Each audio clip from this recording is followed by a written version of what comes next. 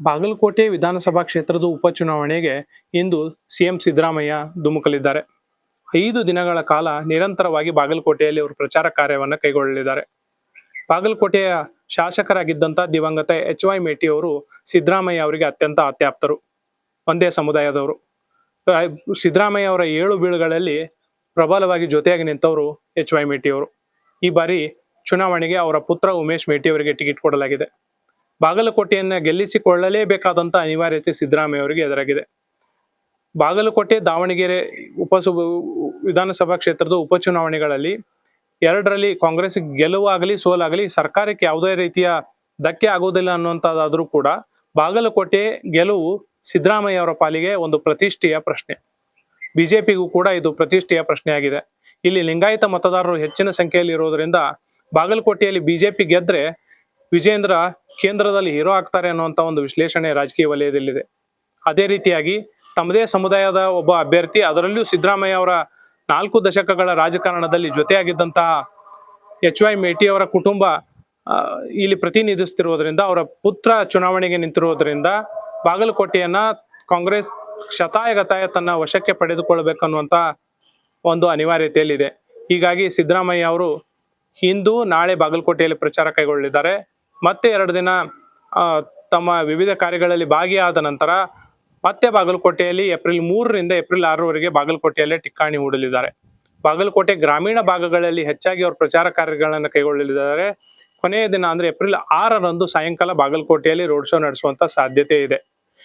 ಸಿದ್ದರಾಮಯ್ಯ ಮಾತ್ರವಲ್ಲದೆ ರಾಜ್ಯ ಸರ್ಕಾರದ ಸಚಿವರ ದಂಡು ಹಂತ ಹಂತವಾಗಿ ಬಾಗಲಕೋಟೆಗೆ ಆಗಮಿಸ್ತಾ ಇದೆ. ಅದರಲ್ಲೂ ಪ್ರಮುಖವಾಗಿ ಸಚಿವ ಸತೀಶ್ ಜಾರಕಿಹೊಳಿ ಬಾಗಲಕೋಟೆಯಲ್ಲಿ ಇದ್ದುಕೊಂಡು ಪಕ್ಷದ ಪರವಾಗಿ ತಂತ್ರಗಾರಿಕೆಯನ್ನ ಹೆಣೆಯಲಿದ್ದಾರೆ ಎನ್ನುವಂತ ಒಂದು ಮಾಹಿತಿ ಇದೆ. ಒಟ್ಟಾರೆ ಮತದಾನದ ದಿನಾಂಕ ಸಮೀಪಿಸುತ್ತಿದ್ದಂತೆ 2 ರಾಜಕೀಯ ಪಕ್ಷಗಳ ಮುಖಂಡರ ಹಿಂಡು ಬಾಗಲಕೋಟೆಯಲ್ಲಿ ಬೀಡು ಬಿಟ್ಟಿದೆ. ಇಂದಿನಿಂದ ವಾಕ್ ಸಮರ ಸದ್ದು ಮಾಡಲಿದೆ. ಹಣ ಹಂಚಿಕೆ, ಜಾತಿ ಬಲದ ಮಾತುಗಳ ಬಗ್ಗೆ ಆರೋಪ ಪ್ರತ್ಯಾರೋಪಗಳು ತಾರಕಕ್ಕೇರಲಿದೆ. ಬಾಗಲಕೋಟೆ ಜನರಿಗೆ ಒಂದು ರೀತಿ ಚುನಾವಣೆ ಆದರೆ ಮತ್ತೊಂದು ರೀತಿ ರಾಜಕೀಯ ನಾಯಕರುಗಳ ವಾಕ್ ಸಮರ ಮನರಂಜನೆ ನೀಡಿದ್ರೂ ಅಚ್ಚರಿ ಪಡಬೇಕಿಲ್ಲ.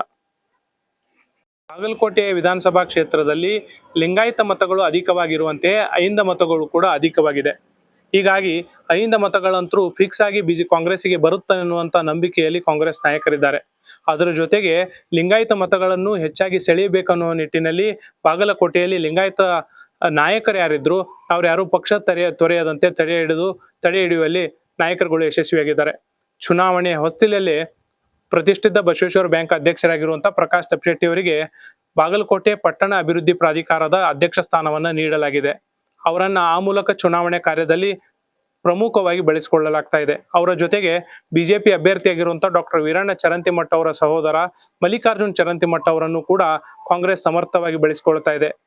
ಮಲ್ಲಿಕಾರ್ಜುನ್ ಚರಂತಿಮಠ ಅವರು 2023ರ ವಿಧಾನಸಭೆ ಚುನಾವಣೆಯಲ್ಲಿ ಅವರ ಸಹೋದರ ವೀರಣ್ಣ ಚರಂತಿಮಠ ಅವರ ವಿರುದ್ಧವೇ ಪಕ್ಷೇತರರಾಗಿ ಸ್ಪರ್ಧಿಸಿ 10,000 ಮತಗಳನ್ನ ಪಡೆದುಕೊಂಡಿದ್ರು. ಲೋಕಸಭೆ ಚುನಾವಣೆ ಹೊತ್ತಿನಲ್ಲಿ ಅವರು ಕಾಂಗ್ರೆಸ್ ಸೇರ್ಪಡೆಗೊಂಡಿದ್ರು. ಅವರು ಕಾಂಗ್ರೆಸ್ನಲ್ಲೇ ಉಳಿದಿದ್ರು. ಈ ಬಾರಿ ಅವರು ಪಕ್ಷವನ್ನ ತೊರೀತಾರಾ ಅಥವಾ ಪಕ್ಷದಲ್ಲೇ ಮುಂದುವರಿತಾರಾ ಅನ್ನುವಂತ ಒಂದು ಪ್ರಶ್ನೆ ಮುಂದುವರೆದುಕೊಂಡೇ ಬಂದಿತ್ತು. ಹೀಗಾಗಿ ಅವರನ್ನ ಪಕ್ಷ ಸಮರ್ಥವಾಗಿ ಬಳಸಿಕೊಳ್ಳಬೇಕೆಂದೇ ಬಾಗಲಕೋಟೆಯಲ್ಲಿ ಅವರ ನಿವಾಸಕ್ಕೆ ಸ್ವತಃ ಸಿಎಂ ಸಿದ್ದರಾಮಯ್ಯ ಮತ್ತು ಕೆಪಿಸಿಸಿ ಅಧ್ಯಕ್ಷರು DCM ಆಗಿರುವಂತ DK ಶಿವಕುಮಾರ್ ಅವರು ಹೋಗಿ ಅವರನ್ನ ಪಕ್ಷದಲ್ಲಿದ್ದು ಪಕ್ಷದ ಚುನಾವಣೆಯ ಒಂದು ಹೊಣೆಗಾರಿಕೆಯನ್ನು ಹೊತ್ತುಕೊಂಡು ನೀವು ಮುಂದೆ ನಿಂತು ಕೆಲಸ ಮಾಡ್ಬೇಕನ್ನುವಂತ ಅವರನ್ನ ಸಮಾಧಾನ ಪಡಿಸಿ ಬಂದಿದ್ರು. ಅವ್ರ ಜೊತೆಗೆ ಕಾಣಿಕ ಸಮುದಾಯದ ಸಂತೋಷ್ ಒಕರಾಣಿ ಅವರನ್ನ ಕೂಡ ನಾಯಕರು ಮಾತನಾಡಿಸಿದ್ರು. ಹೀಗಾಗಿ ಅವರೆಲ್ಲರೂ ಕೂಡ ಪಕ್ಷದಲ್ಲಿ ಮುಂಚೂಣಿಯಲ್ಲಿ ನಿಂತ್ಕೊಂಡು ಬಾಗಲಕೋಟೆಯಲ್ಲಿ ಓಡಾಡ್ತಾ ಇದ್ದಾರೆ. ಅಹಿಂದ ಮತಗಳ ಜೊತೆಗೆ ಲಿಂಗಾಯತ ಮತಗಳನ್ನು ಎಷ್ಟು ಸಾಧ್ಯವಾದಷ್ಟು ಮಟ್ಟಿಗೆ ಕಾಂಗ್ರೆಸ್ನ ಹತ್ರ ಸೆಳೀಬೇಕು ಅನ್ನುವಂಥ ಒಂದು ಪ್ರಯತ್ನ ನಿರಂತರವಾಗಿ ಅಲ್ಲಿಯ ನಾಯಕರ ಮೂಲಕ ನಡೆದಿದೆ.